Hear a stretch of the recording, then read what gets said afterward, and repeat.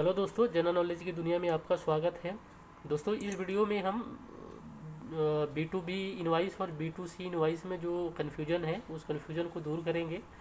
बहुत से लोगों को ये कन्फ्यूजन है कि बी टू बी जब GSTR1 फाइल करते हैं, जब अपने सेल का GSTR1 के थ्रू अपना सारा डिटेल जब फिलअप करते हैं, पोर्टल पर डालते हैं, तो GSTR1 जब रिटर्न फाइल करते हैं तो उस time B to B invoice और बी टू सी इनवाइस का बहुत बड़ा कन्फ्यूजन होता है लोगों को कि बी टू बी इनवाइस में किस इनवाइस को डालें और बी टू सी इनवाइस में किस इनवाइस को डालें। ठीक है, तो कृपया इस वीडियो को पूरा देखें, तो समझने की कोशिश करें कि बी टू बी इनवाइस में कौन से इनवाइस को डाल रहे हैं और बी टू सी इनवाइस में किस इनवाइस को डाल रहे हैं। ठीक है, तो उसके लिए सबसे पहले हम इस तरह से अपना डैशबोर्ड खोलेंगे। जो अपना पोर्टल होगा, पोर्टल पे आईडी पासवर्ड डाल के इस तरह से लॉगिन कर लेंगे। उसके करने के बाद आप लास्ट मंथ का, जिस मंथ लास्ट मंथ, जैसे मान लीजिए जनवरी चल रहा है, दिसंबर मंथ का आप रिटर्न डैशबोर्ड इस तरह से खोल लेंगे। ठीक है, इस तरह से खोलने के बाद आप इस तरह से ये 4 डैशबोर्ड दिखेगा।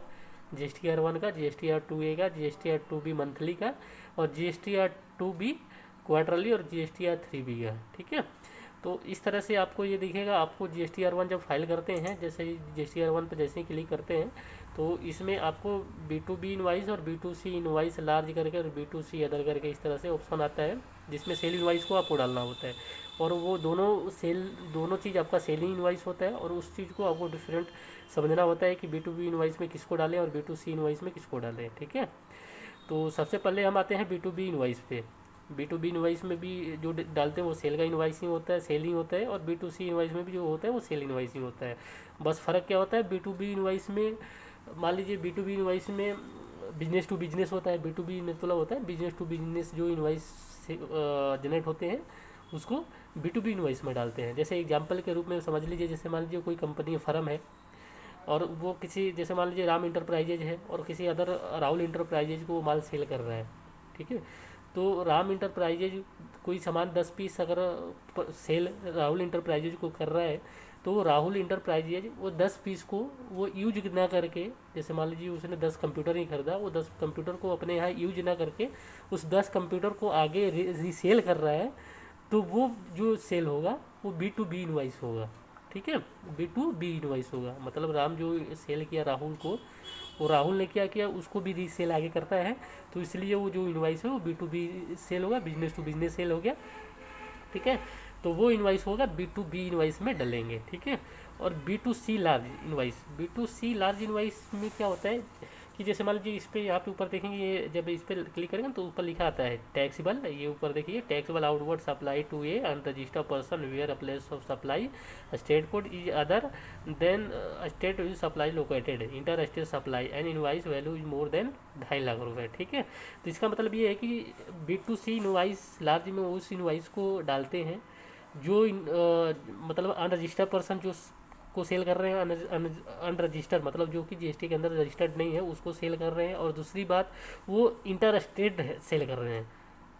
ठीक है, अनरजिस्टर्ड पर्सन को सेल कर रहे हैं, इंटर स्टेट सेल कर रहे हैं, और जिसकी बिल की वैल्यू 2.5 लाख से ज़्यादा है उसको B2C लार्ज इनवाइस में डालते हैं। जिस भी इनवाइस की वैल्यू 2.5 लाख से ज़्यादा है और वो अनरजिस्टर्ड पर्सन को सेल किया गया हो और वो इंटर स्टेट सेल हो, तो उसको हम B2C लार्ज इनवाइस के कॉलम में डालेंगे।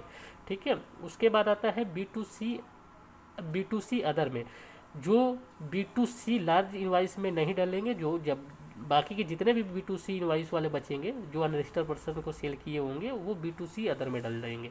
ठीक है, ये चीज़ क्लियर हो गया।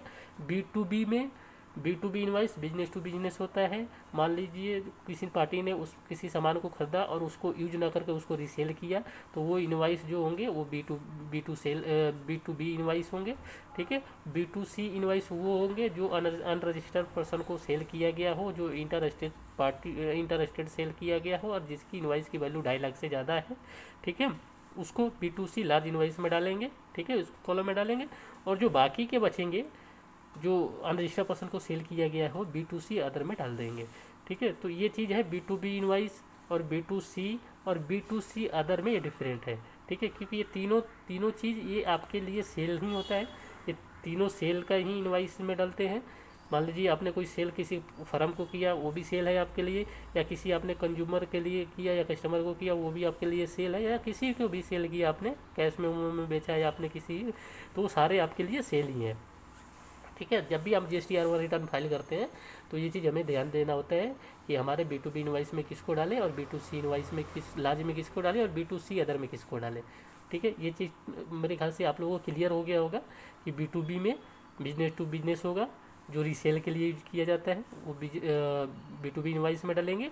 B2C इनवॉइस लार्ज में उस इनवॉइस को डालते हैं जो अनरजिस्टर्ड पर्सन द्वारा परचेज किया गया हो, दूसरी बात वो इंटर स्टेट पर सेल हो, और तीसरी बात वो 2.5 लाख से ज़्यादा हो, जिस इनवॉइस की वैल्यू 2.5 लाख से ज़्यादा हो, उसको B2C